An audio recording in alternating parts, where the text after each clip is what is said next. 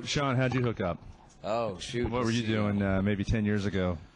10 years ago, I followed Facelift from the beginning. A friend turned me on to that, and I was a fan from the top, and just followed along. In fact, I'm so influenced by him that I just play like him naturally, you know. So I got some friends back home in Texas that Jerry came down and set me up. Guys. Yeah, Pantera guys. They set me up with an audition, and we got some acoustics together and hung out and jammed, and it worked out really good. So yeah, Diamond and Daryl were telling. I mean, Diamond and Vinny were telling me for a good length of time that Shawn was like the guy for me, and we finally got around to it after a while, and they were right.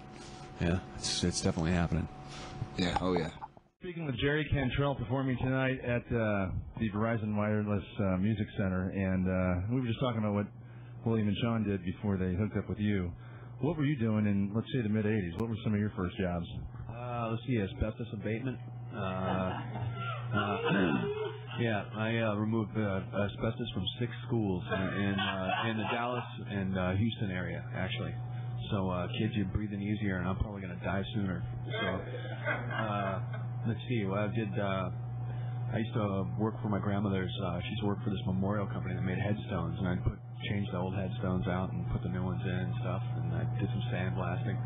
I used to throw frozen boxes of 40 pounds of frozen fish in the hold of ships in Seattle while we were trying to pay rent.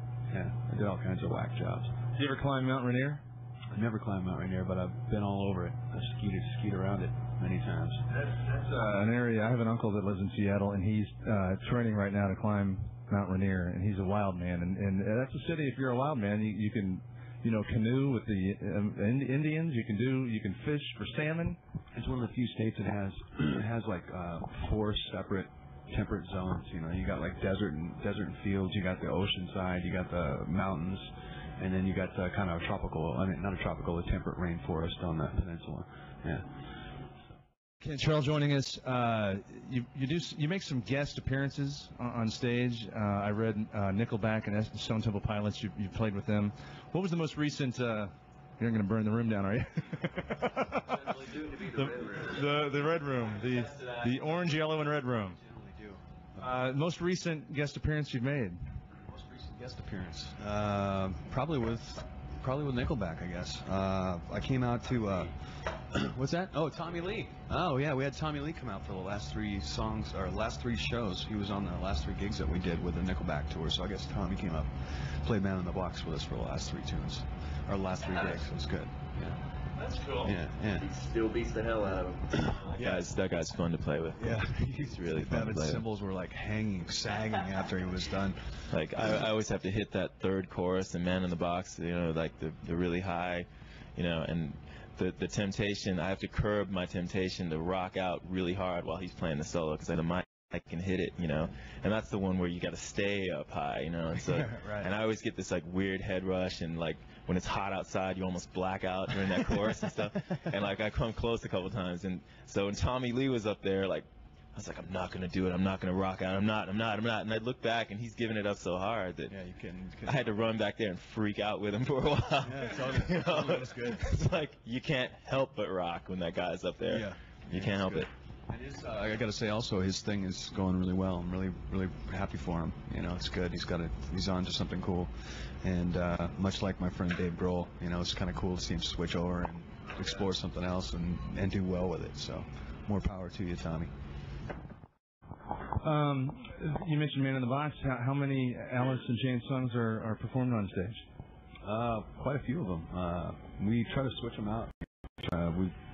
Fortunately, we got a pretty good catalog of stuff. So, every night there's always somebody that's like, why didn't you play this or why didn't you play that? But we only get to play like 9 or 10 tunes a night. So we try to shift them up, and keep it interesting for us, and also give fans in different towns different sets, So, but we cover the Boggy Depot record. We cover all I think every Alice record we do songs from, and a Degradation Trip CD. So those Alice in Chains songs must be for the audience and for yourself pretty emotional with what happened. Our sympathies go out to you as well with Lane and what happened. But that's just got to make it even more exciting to play on stage. It's a lot more meaningful, and it's a tough thing. I'm still kind of reeling from it, you know. I still think like he's here, you know, I can still call him and go see him and stuff. So still dealing with all that, but it's good. It's good when we play that stuff live. People want to hear it. The reaction is amazing, and I love this song, you know. JerryCantrell.com is the website. Being a guy that's come up before the internet has hit rock and roll, how's that transition for you, dealing with webcasts and web chats and the internet and email? And are you into that at all? You know what? I don't really like it. I really don't like it. I really don't.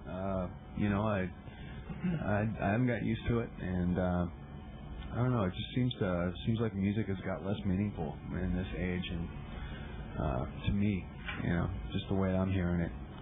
And I'd like to see a little bit more return to the music than the technology of making the music, you know. I don't know. But I will say the one thing that is good for an underground band like Comes With the Fall is that it has allowed us a window to the world. So we try, as hard and reluctant as I was in pursuing it, we try to mix a little of the old with the new. We make our records the old-fashioned way, but we get them out to people in a kind of a newfangled way. And you can go to comeswiththefall.com and like sort of meet us, even though we're not face to face, you know. And then combined with touring with a guy like this who really gets it and who's the real thing, you know, it's a nice marriage of the two worlds, you know. But I'm still getting used to the whole internet trip too, man. Yeah, like it's weird. It is changed everything. One thing we've been doing on the air with Anger Rising is I encourage people to call, and at the end of the song, they get to sing along with you. And it's very popular. And I don't even have to say, call if you want to sing. Now the listeners know that as soon as they hear the song start, phone starts ringing. Can I sing? Can I sing? So can we wrap this up with, can I maybe hum a few of the ending of that song with you? That'd be a huge honor. Yeah, grab that one and... Where are we at? Right here. Here we go. You start, Jerry Cantrell. You started off. Here we go.